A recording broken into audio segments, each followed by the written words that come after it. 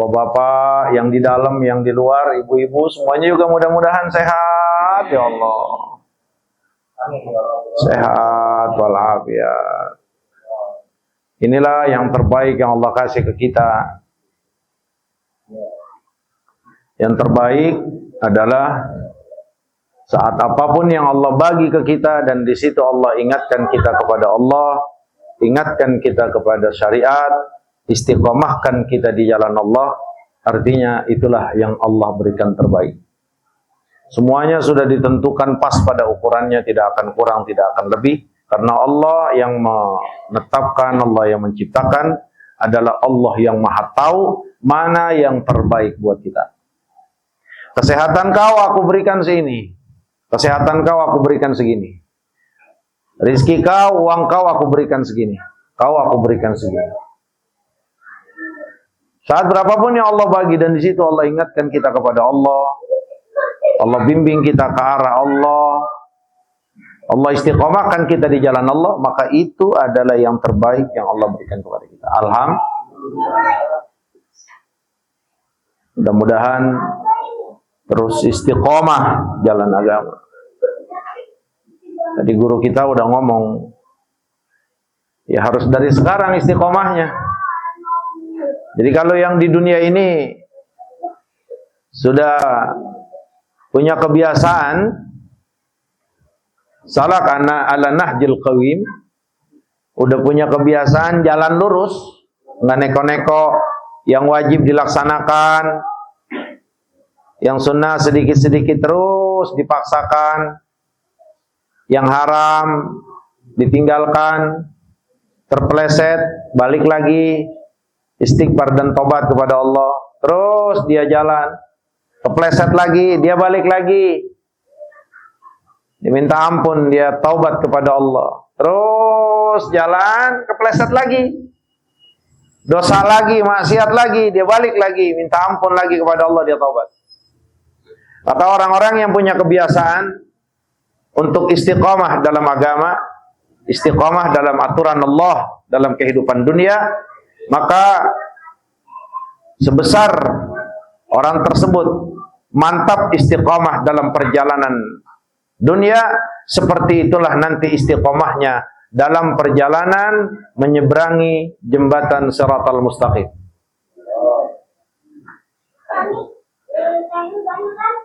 Maka kita minta, jangan minta di sono, minta di dunia dulu.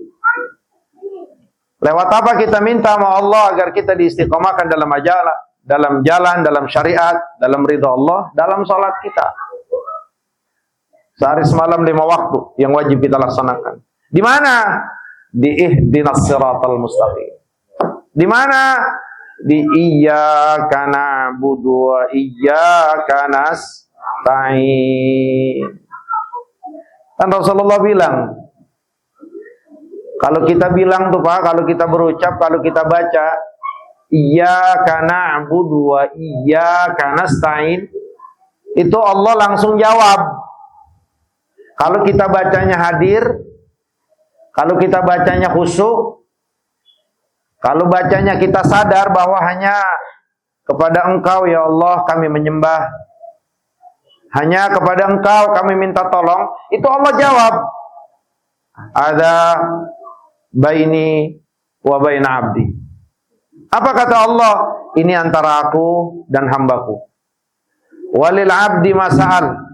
Untuk hambaku, kata Allah, apa saja yang dia minta. Habis itu kita khusyuin lagi. Ihdinas siratal mustaqim. Kata Allah, walil abdi ma sa'al. Apa saja yang diminta hambaku, aku akan berikan. Kalau mau jalan kita lurus dalam kehidupan dunia ini. Ketemu kerikil, terus kita balik lagi. Dosa, terus kita balik lagi. Khilaf, terus kita balik lagi. Melanggar, terus kita balik lagi. Maka mintalah kepada Allah setiap hari kurang lebih 5 kali di dalam salat kita. Khusyukkan bacaan itu. Hadirkan bacaan Fatihah saat kita salat. Pahami bacaan Fatihah kita saat salat. Karena itu akan membantu khusyuk kita. Karena Fatihah ini diwajibkan dan ditetapkan sebagai rukun di dalam salat, mau salat wajib ataupun salat sunnah. Mengingat Fatihah ini adalah satu surat yang Allah hanya berikan kepada umat Sayyidina Muhammad sebagai satu surat untuk dialog seorang hamba kepada Allah, untuk ngobrolnya seorang hamba kepada Allah, untuk ngadunya seorang hamba kepada Allah, untuk mintanya seorang hamba kepada Allah. Siratal ladzina an'amta 'alaihim, jalan yang telah kau berikan kepada mereka, jalan para nabi, para siddiqin, para syuhada dan orang-orang salihin. Ghairil maghdubi 'alaihim waladdallin, bukan jalan Yahudi dan Nasrani. Bareng-bareng amin. Jawablah ya Allah. Berapa kali kita amin? 17 kali kurang lebih. Maka khusuin di Fatihah. Biarin kalau surat-surat yang lain mah rada kurang paham kita. Namanya juga orang Betawi, orang Melayu, bukan orang Arab. Biarin dah kalau surat-surat yang lain bukan kagak wajib. Ya, cuman bagaimana orang kita paham itu tua berangkah. Udah mending Fatihah. Kalau Fatihah kita baca, kita pahami, kita renungin, betul-betul terjadi kehusuan, maka insya Allah jalan kita dalam kehidupan dunia ini Allah akan selamatkan. Selamat dalam perjalanan dunia, maka selamat dalam perjalanan nyebrang ke akhirat nanti. Maka guru kami Fadilatul Syekh Al-Alim Al-Allamah Al-Muhaddis Al-Musnid Al-Hafiz Al-Imam Muhammad Hasan Wilduddadu, beliau mengatakan, ala hasbi istiqamatikum fid dunya, sebagaimana keistiqomahan kalian dalam kehidupan dunia terhadap syariat dan bimbingan Allah, istiqamatukum, begitu juga kemantapan dan lancarnya kalian pada saat ta'buruna siratal mustaqim, kalian nyebrang di atas jembatan siratal mustaqim. Cuma 4 Pak yang selamat ibu-ibu. Di sana cuma 4. Bukan 4 yang selamat, hanya 4 yang nyebrang. 2 selamat, yang 2 enggak. Dan itu semuanya kita. Yang pertama kata Rasulullah, panajin musallamun. Nanti ada orang, mudah-mudahan kita semuanya. Itu pas nyebrang di siratal mustaqim, kata Rasulullah, panajin musallamun. Dia selamat. Nah, di sini ada macam-macam. Ada 5 bahkan mungkin 6. Kata Nabi ada yang katarfil ain. Ada yang seperti kedipan mata. Nyebrang di atas sirat, kayak kedipan mata udah nyampe ke surga. Cepat bang. Ada yang kalbarkil khatib, kayak kilat menyambar, jeger, nyampe ke surga. Ada yang kal ajwad, seperti kuda, anggaplah seperti naik mobil Ferrari, cepat. Ada yang seperti mobil biasa, ada yang jalan, tapi mereka selamat. Ada yang kedua, ini yang pertama nih, mudah-mudahan kita semuanya ya Allah. Yang kedua kata Rasulullah, fanajin makhdush, selamat, tapi mukanya, badannya bonyok. Coba ya bapak-bapak, ibu-ibu bayangkan. Kata Rasulullah dalam satu riwayat hadis yang sahih, inna sirat, tajamnya itu ahad minasyaib, lebih tajam dari pedang, wa adaq, dan lebih halus minasya'ri ras, dari satu helai rambut. Terus kata Rasulullah, wa bi jawanibihi, di sisi-sisinya, kanan kirinya, khatatib wa syakaki, besi-besi yang terus mundar-mandir, besi tajam yang di ujungnya itu kayak pancing. Terus begini Pak, nggak berhenti itu. Dari pertama dibuka sampai surga itu terus begini. Makanya kata Rasulullah, ada golongan yang kedua, dia selamat sampai surga, tapi mahdusun, badannya terkena pancing terkena kawat tajam. Baru jalan, jeger kena, tapi nggak jatuh. Ya luka, sakit. Sampai Allah yang Maha tahu seukuran dosa dia, seukuran maksiat dia, seukuran khilaf dia dalam kehidupan dunia. Habis seluruh dosa dengan bentuk luka yang Allah berikan pada besi-besi yang ada di kanan kiri jembatan tersebut, maka setelah itu dia akan selamat masuk surga. Nauzubillahi min. Selamat dia masuk surga, tapi luka badannya. Kalalib, itu ada jenis-jenis besi tajam kayak duri, terus begitu, Pak. Yang ketiga, kata Sayyidina Muhammad, maqdusun yulqa biquwwatin ilan nar. Ini yang ketiga, nauzubillahi min zalik. Kalau yang tiga, udah celaka dia. Baru jalan, langsung Allah lemparkan dari jembatan tersebut ke neraka jahanam biquwwatin, dengan penuh kekuatan, dilemparin habis. Nauzubillahi min zalik. Jalan dia, jalan, bleg, dilemparin, ditarik langsung sama malaikat lewat perintah Allah. Nauzubillahi min. Yang keempat, yuhsabu, dia ditarik karena amalnya udah habis, diseret di atas jembatan mustaqim, siratal mustaqim, diseret orang tersebut, tapi dia nggak selamat. Ini dibocorkan oleh Sayyidina Muhammad untuk kita agar kita bisa menentukan di golongan mana yang kita inginkan. Ini sengaja Allah bocorkan lewat lisan Sayyidina Muhammad untuk kita sebagai umatnya, sebagai tanda sayangnya Allah kepada kita, sebagai tanda sayangnya Sayyidina Muhammad kepada kita, agar kita bisa menentukan pilihan dari empat ini, mana yang kita pilih. Yang pertama, selamat tanpa sedikit pun tersentuh dan terluka badan kita. Atau selamat tapi harus babak belur badan kita. Atau memang na'udzubillah nas'alullah salamah wal afiyah, langsung diceburkan ke neraka jahanam, atau diseret-seret kita di atas api neraka dan kemudian Allah cemplungkan kita ke neraka jahanam. Ini pilihan buat kita, Bapak. Maka di awal tadi, sekuat istiqomah kita dalam kehidupan dunia, berpegang teguh kepada agama Allah, kepada aturan Allah, kepada yang diajarkan Sayyidina Muhammad, dia tahan walaupun pahit, dia sabar walaupun tidak enak, dia terus berjuang, dia terus capek untuk setia kepada agama Allah, baik dalam pelaksanaan kewajibannya, ninggalin yang haram, capek, dia tahan, dia sabar, biarin. Maka saat sudah bisa istiqomah seperti ini, maka dia menentukan pilihannya. Pilihan yang dia tentukan, yang dia pilih adalah nomor satu, fanajin musallamun. Selamat, selamat, dia selamat dan diselamatkan dari segala bentuk siksaan yang Allah siapkan. Ayo Bapak Ibu, ini belum terlambat buat kita.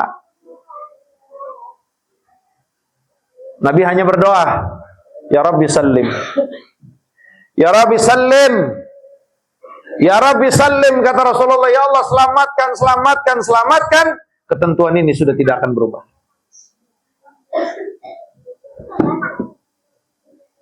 Kita yang punya dosa, maka jangan pernah bosan istighfar dan tobat. Karena alhamdulillah Allah udah kasih kita kesempatan buat salat. Yang sudah khusyuk, minta istiqamah. Yang belum khusyuk, yuk kita usahakan buat khusyuk. Yang belum baik, yuk kita usahakan buat baik. Yang masih berlumuran dosa, jangan pernah putus asa. Selagi masih ada kesempatan Allah berikan hidup di dunia, artinya Allah masih berikan peluang untuk kita taubat. Berat, Pak. Berat. Berat.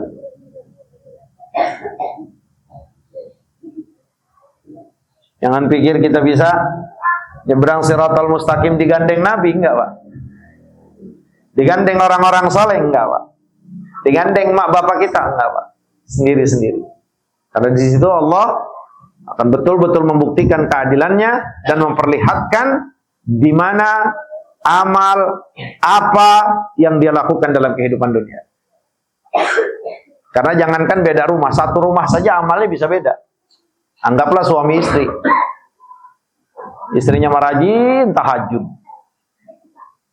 rajin ngaji, rajin sholat. Lakinya main catur mulu.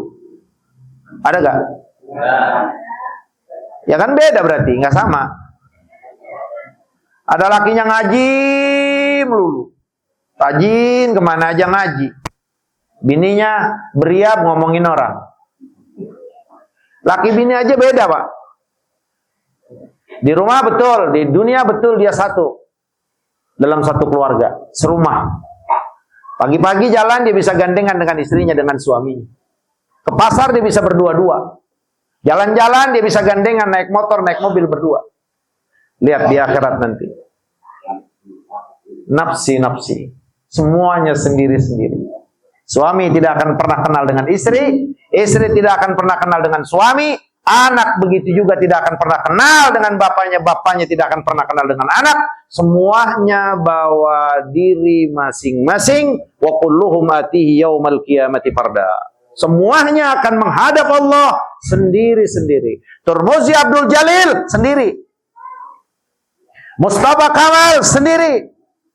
Nggak kali nama Mustafa Kamal orang di dunia berdua-dua melulu dari Mesir sampai Indonesia, terus di sana gandengan gitu.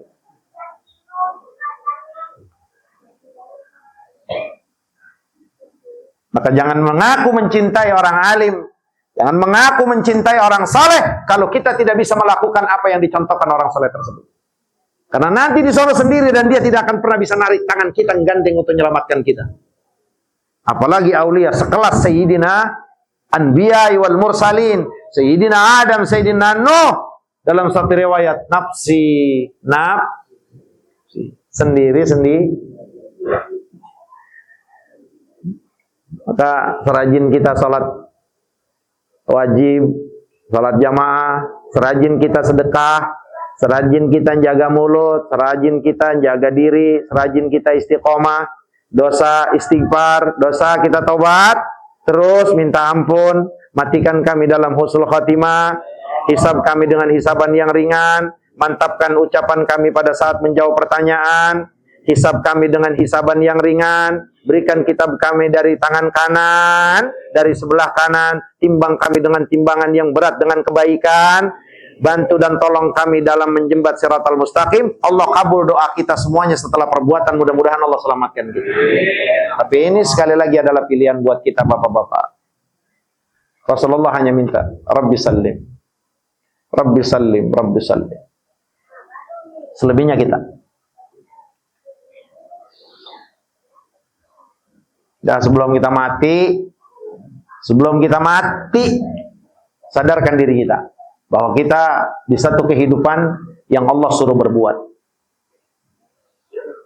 Kita di alam di mana Allah perintahkan kita untuk melakukan apa yang menjadi perintah Allah, menjauhkan segala larangan Allah. Kita di kehidupan yang Allah minta, kenalkan diri kau kepada aku sebagai pencipta kau.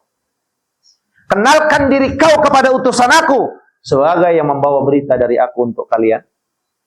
Kenalkan agama kau yang aku jadikan dan tetapkan sebagai pembimbing kamu dalam kehidupan dunia. Kalau tiga ini kita kenal, maka insya Allah akan selamat. Allah, Islam, dan Sayyiduna Muhammad. Kalau satu ini aja ada yang kita nggak kenal, kelar. Kenal Allah, kenal Rasul, kenal disebut-sebut mulu Allah, Allah, Allah, Allah.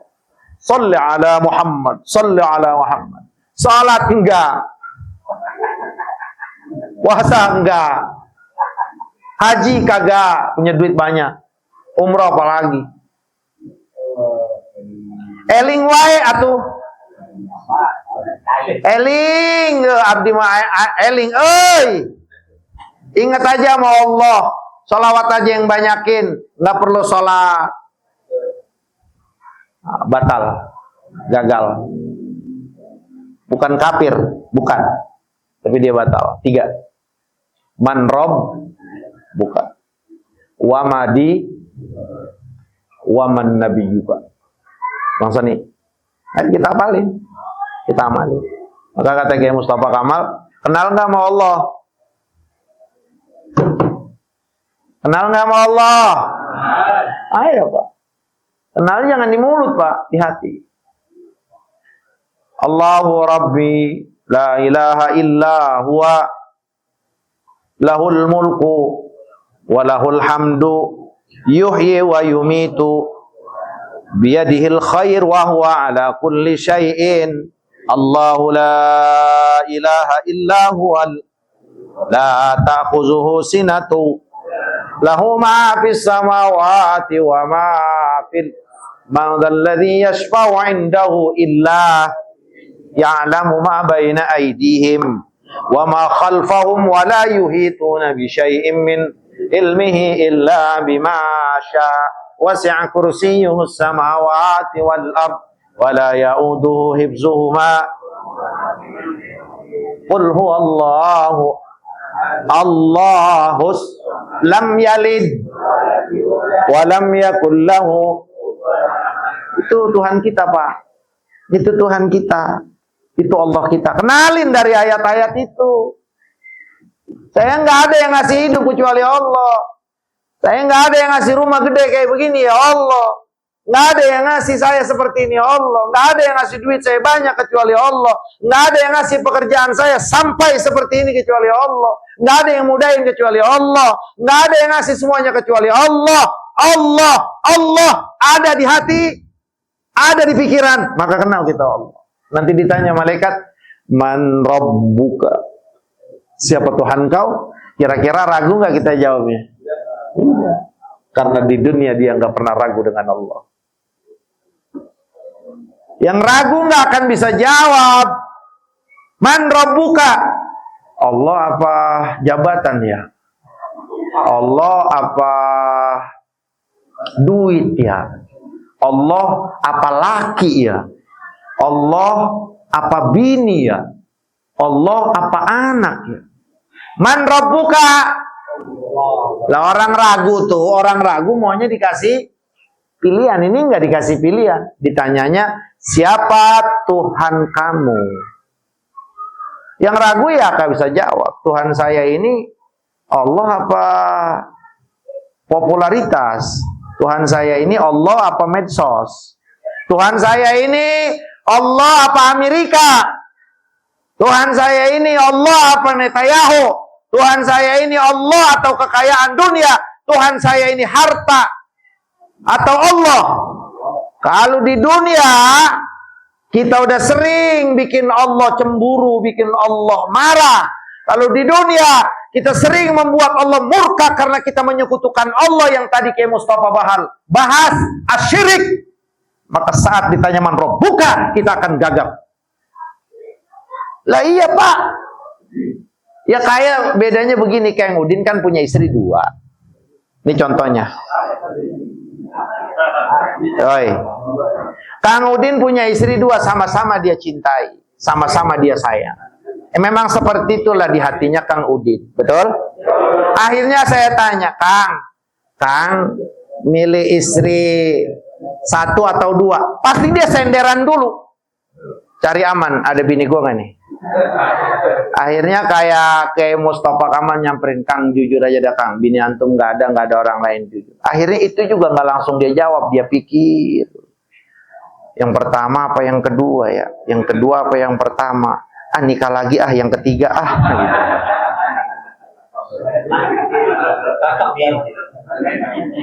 Iyalah, senangnya dalam hati kalau beristri 2.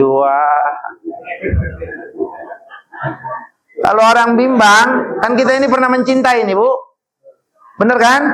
Kita pernah mencintai, ada 1, 2, sampai 3 perempuan yang kita cintai dalam perjalanan masa muda brengsek kita. Bener gak? Artinya saat kita ditanya, lu sebenarnya milih siapa sih? Siapa yang lu demen? Siapa yang lu cinta? Pasti Aduh, siapa ya? Kita tuh bingung Pak jawabnya. Nggak bisa menentukan satu karena semuanya sama. Saat kau perlakukan Allah Subhanahu wa taala. Saat kalian perlakukan Allah seperti ini, ya mau Allah percaya. Tapi kalau kagak ada dokter anak gua mati, ya gua percaya Allah yang nyembuhin. Cuman kalau kagak ada obat ya mati juga anak gua. Itu namanya percaya sama Allah, percaya. Itu namanya syirik, Pak. Iya, gue percaya sama Allah, semuanya Allah yang nentuin. Tapi kalau gue nggak punya jabatan, apa gue punya rumah? Apa gue punya mobil? Apa gue bisa punya pengaruh seperti ini? Iya, percaya sama Allah benar, tapi dia juga percaya bahwa selain Allah punya kekuatan. Ini namanya syirik. Nanti kalau ditanya, siapa Tuhan kau? Dia nggak akan pernah bisa jawab, karena selama di dunianya Allah selalu diduakan. Bye-bye Ustaz Rusmin, bye-bye Turmuzi Abdul Jalil, bye-bye Kong Nani, bye-bye kita semuanya.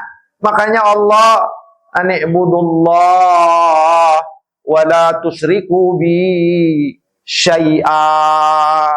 Sembah Allah, sembahlah aku, kata Allah. Jangan sekali-kali kau sekutukan aku dengan sesuatu. Tuh. Dosa yang lain Bapak, apa kayak dosa kita, dosa-dosa kabair, dosa-dosa besar, ada harapan diampunin sama Allah. Tapi kalau syirik enggak. Makanya Allah, Islam, Rasulullah biar kenal tegas, biar benar-benar kenal, dia Tuhan saya, yang hidupin saya, yang matiin saya, yang menjadikan saya seperti ini, yang menentukan saya seperti ini, yang menentukan saya begini, itu semuanya Allah, tidak ada yang lain. Lah itu kerja, sebab, proses. Lah itu dokter obat, sebab, proses. Intinya, Allah.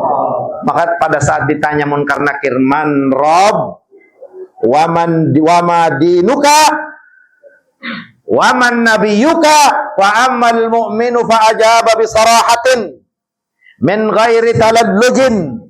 Mukmin akan menjawab dengan penuh tegas, jelas, tanpa ada sedikit keraguan sebagaimana iman dia dalam kehidupan dunia. Saat 3 pertanyaan tersebut ditanya seorang mukmin, dan mudah-mudahan kita semuanya, asyhadu an la ilaha illallah wa asyhadu anna muhammadar, langsung stempel, cek, selamat, aman kita. Baru bisa ketemu Sayyidina Muhammad, baru bisa ketemu Sayyidina Hasan, Sayyidina Husain, Sayyidah Fatimah, Sayyidah Khadijah, Ummul Mukminin Aisyah Ridha. Baru bisa ketemu emak bapak kita, kalaupun emak bapak kita selamat.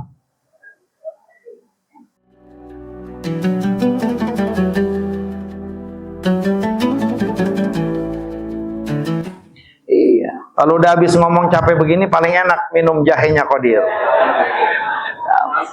Alhamdulillah. Ini harganya berapa Abdul Qadir? Goceng. Di luar sana 15 nggak dapat. 10.000 nego-nego, di sini goceng. Jahenya sehat, yang bikin orang mukmin umat Sayyidina Muhammad. Dijual murah, tujuannya memang buat sedekah. Mudah-mudahan laris manis. Bismillah.